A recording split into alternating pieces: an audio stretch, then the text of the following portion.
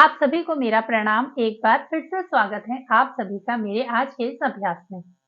तो दोस्तों, अक्सर क्या होता है कि हमारी गर्दन में अचानक से दर्द शुरू हो जाता है और ये दर्द धीरे-धीरे हमारे कंधों से होता हुआ हमारे हाथों में आने लगता है और दर्द के साथ-साथ कई बार तेज झंझनाहट होने लगती है। हमारे हाथ में सुन्नपन आने लगता है और ये झंझनाहट है, इसकी वजह से कई बारी दर्द इतना तेज हो जाता है कि हमें अपने हाथ को उठाने में काफ़ी दिक्कत होती है और कई बार हमें अपनी गर्दन को मूवमेंट करने में भी दर्द महसूस होता है। तो इस दर्द का कारण है हमारी गर्दन में दबी नस का होना। तो दोस्तों, जो हमारी सर्वाइकल होती है वो 7 वर्टिब्रा यानी कि 7 सर्वाइकल वर्टिब्रा से बनी होती है और इन हर एक सर्वाइकल वर्टिब्रा में एक डिस्क होती है जिसे हम आम भाषा में छल्ला भी कहते हैं। तो जब ये जो छल्ला होता है, जो ये डिस्क होती है, कई बार क्या होती है ये अपनी जगह से सरक जाती है यानी कि ये पिचक जाती है जिसे कि हम नस दबना भी कहते हैं। तो जिसकी वजह से क्या होता है कि हमारे पूरे हाथ में, हमारे कंधों में इसका दर्द बहुत तेज होने लगता है। कई बार इस दर्द के कारण हमारी गर्दन पर एक गांठ सी भी बन जाती है। तो आज के इस योगाभ्यास में हम कुछ ऐसी एक्सरसाइज करेंगे जो कि हमारे गर्दन दर्द यानी कि दबी नस में हमें आराम दिलाए। वैसे तो हमारे सर्वाइकल से निकलने वाली नस कहीं भी दब सकती है, लेकिन आज की जो एक्सरसाइज है वो सिर्फ हमारी गर्दन के नीचे यानी कि जो हमारी गर्दन के नीचे जो नस दब जाती है उसके लिए ये एक्सरसाइज है। तो चलिए शुरू करते हैं आज की एक्सरसाइज। तो हमें कैसे पता चलेगा कि हमारे गर्दन के नीचे नस दबी हुई है? तो इसके लिए आपको क्या करना है कि आपको अपने हाथ को यानी कि जिस हाथ के साइड आपको दर्द हो रहा है यानी आपको लगता है कि आपके राइट साइड की नस दबी हुई है और आपके हाथ में राइट हैंड में आपके दर्द आता है, तो आपको क्या करना है कि अपने हाथ को सीधा उठाते हुए अपने सर के ऊपर आपको इस तरह से रख लेना है। अगर आपको इस तरह से हाथ को सर के ऊपर रखने से आपके हाथ में दर्द नहीं हो रहा है, आपकी गर्दन पे दर्द नहीं है, तो इसका मतलब है कि आपकी गर्दन की नस दबी हुई है। तो फिर इस तरह से आप अपनी गर्दन की नस को चेक कर सकते हैं। तो सबसे पहले आपको क्या करना है कि आपको इस तरह से सीधा बिल्कुल आपको बैठ जाना है।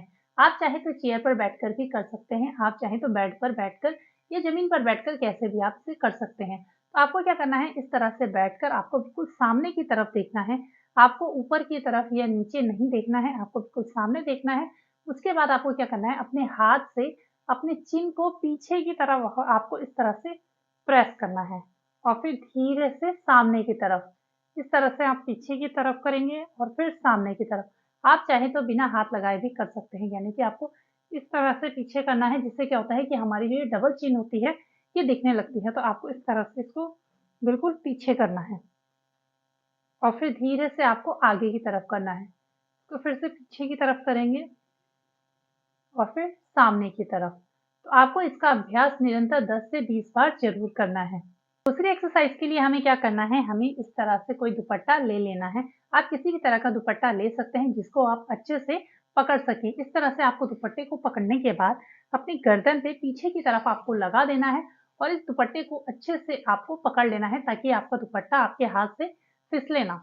और इस तरह से पकड़ने के बाद आपको क्या करना है कि अपने हाथों से दुपट्टे को नीचे की तरफ खींचना है और जैसे हमने पहले वाली एक्सरसाइज की थी उसी तरह से आपको अपनी गर्दन को पीछे की तरफ ले जाते हुए और फिर धीरे-धीरे आपको ऊपर की तरफ लेकर जाना है और यहाँ पर आपको कम से कम 10 बार काउंटिंग करनी है।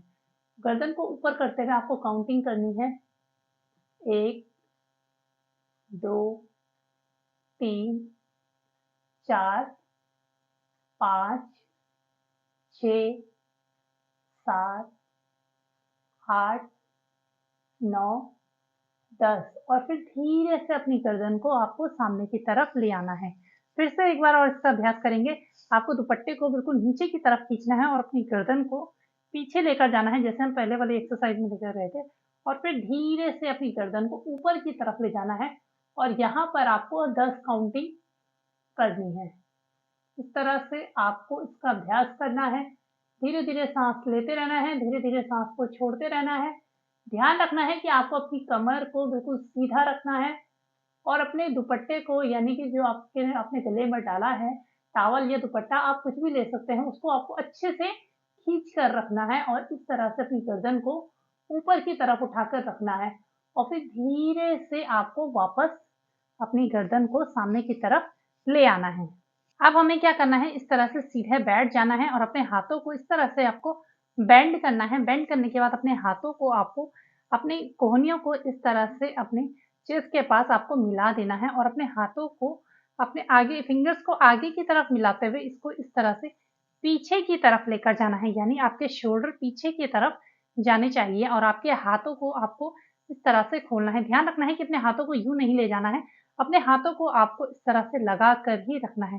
फिर एक बार फिर से देखेंगे, फिंगर्स को पहले अपनी कोहनी को इस तरह से मिला देंगे, उसके बाद अपने फिंगर्स को आपस में मिलाते हुए आपको अपने हाथों को पीछे की तरफ लेकर जाना है इस तरह से, और यहाँ पर आपको कुछ सेकंड के लिए बने रहना है। आपको धीरे-धीरे इसका दर्द होगा, लेकिन आप अगर नियमित इसका अभ्यास करते रहेंगे तो आपकी जो गर्दन का दर्द है वो धीरे-धीरे कम होने लगेगा। फिर यहाँ पर कुछ देर रुकने के बाद, यानी कि आप काउंटिंग भी कर सकते हैं। आप काउंटिंग के साथ अपना जो ये अभ्यास है इसे कर सकते हैं। फिर धीरे से अपने हाथों को आगे की तरफ ले आएँगे और एक बार फिर से करेंगे, अपने कोहनी को इस तरह से लगा कर रखेंगे, अपनी उँगलियों को एक बार फिर से इस तरह से पीछे की तरफ लेकर जाएँगे और यहाँ पर आपको कुछ देर तक बने रहना है। आपको महसूस करना है कि आपके कंधे पीछे से सिकुड़े हो, यानी कि मिले होने चाहिए। एक बार मैं आपको पीछे से करके दिखाती हूँ। आपको क्या करना है कि इस तरह से बैठ जाना है और आपको क्या करना है कि अपने हाथों को, यानी कि जो हमारी कोहनी है उसको इस तरह से मिला देना है और अपने हाथों को आपको इस तरह से पीछे की तरफ लेकर जाना है और अपने कंधों को आपको इस तरह से मिलाना है और यहाँ पर आपको कुछ देर बने रहना है। इस तरह से आपको करना है। फिर धीरे से अपने हाथों को आगे ले आना है। एक बार फिर से इसका अभ्यास करेंगे, इस तरह से अपने हाथों को पीछे की तरफ।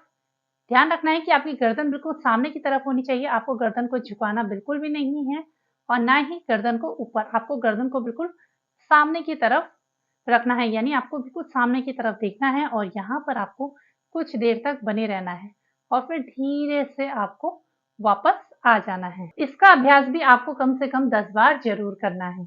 अब हमें क्या करना है कि हमारे जिस साइड दर्द है, यानी कि अगर आपके राइट साइड दर्द है तो आपको क्या करना है, अपने राइट हैंड को नीचे की तरफ अच्छे से आपको फ्लोर पर आपको इस तरह से टच करना है। आप चाहें तो अगर आप चेयर पर बैठे हैं, आप चेयर को पकड़ के, या अगर आप बेड पर बैठे हैं तो आपको बेड को अच्छे से पकड़ लेना है और अगर आप मैट पर बैठे हैं तो आपको अपने हाथ को नीचे की तरफ रखना है और अपने दूसरे हाथ से ध्यान रखना है कि जिस तरफ आपका दर्द हो आपको उस तरफ के हाथ को ही नीचे की तरफ रखना है।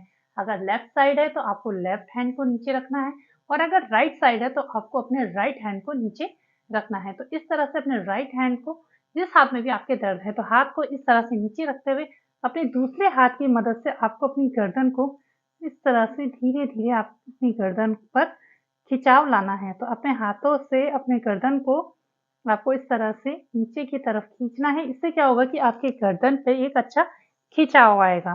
तो आपको इस तरह से यहाँ पर कुछ देर तक अपनी गर्दन को इस तरह से पकड़े रहना है। फिर धीरे से अपनी गर्दन को इस तरह से छोड़ने के बाद आपको कुछ सेकंड रुकने के बाद दोबारा से इसका अभ्यास करना है। आप चाहें तो यहाँ पर इसको इस तरह से, जब आप अपनी गर्दन को खींचे तो यहाँ पर आप काउंटिंग कर सकते हैं और आपको धीरे-धीरे साँस भरनी है, धीरे-धीरे साँस छोड़नी है। ध्यान रखना है कमर बिल्कुल सीधी होनी चाहिए और अपने हाथों से अपनी गर्दन को आपको धीरे-धीरे आपको खींचना है, यानी कि नीचे की तरफ दबाना है, जिससे क्या होगा कि आपकी गर्दन पे एक अच्छा खिंचाव आएगा। तो इसका अभ्यास भी आपको धीरे-धीरे करना है, क्योंकि क्या होता है कि अगर हम एकदम से करेंगे तो हमें ज़्यादा दर्द हो सकता है। तो आपको बिल्कुल जितने भी आपको ये एक्सरसाइज़ बताई है, इसका अभ्यास आपको धीरे-धीरे करना है। तो इन सब एक्सरसाइज़ को करते हुए आपको एक बात का ध्यान रखना है कि आप जब भी ये एक्सरसाइज़ करें तो आपका दर्द आपके गर्दन से होता हुआ आपके हाथों की तरफ नहीं जाना चाहिए, बल्कि जब भी आप ये एक्सरसाइज़ करें तो आपके हाथों से वापस ये दर्द आपकी गर्दन पर आना चाहिए। अगर आपकी गर्दन से होता हुआ ये दर्द आपके हाथों की तरफ जा रहा है तो आप वहीं के वहीं रुक जाइए, आप ये एक्सरसाइज़ ना करें। लेकिन अगर आपको लगता है कि आपका ये दर्द हाथों से वापस गर्दन की तरफ जा रहा है तो आप इस एक्सरसाइज को कंटिन्यू रखिए। और एक बात का विशेष ध्यान दें कि अगर आपकी गर्दन या आपके हाथ पर किसी तरह की इंजरी हुई है या किसी तरह की कोई सर्जरी हुई है तो आप बिल्कुल भी इन एक्सरसाइज को ना करें। आप डॉक्टर की सलाह जरूर लें और अगर आपको इस तरह की कोई प्रॉब्लम नहीं है तो आप इन एक्सरसाइज का अभ्यास नियमित जरूर कीजिएगा, आपको बहुत जल्द आपके गर्दन के दर्द में आराम मिलेगा। तो आशा करती हूँ आपको आज की वीडियो पसंद आई हो। वीडियो पसंद आए तो प्लीज जिनको भी ये प्रॉब्लम हो उनके साथ वीडियो को जरूर शेयर कीजिएगा। आज की वीडियो में इतना ही। वीडियो पसंद आए तो प्लीज चैनल को सब्सक्राइब, वीडियो को लाइक जरूर कीजिए। फिर मिलते हैं किसी नई वीडियो में नए टॉपिक के साथ। तब तक के लिए आप सभी को मेरा प्रणाम।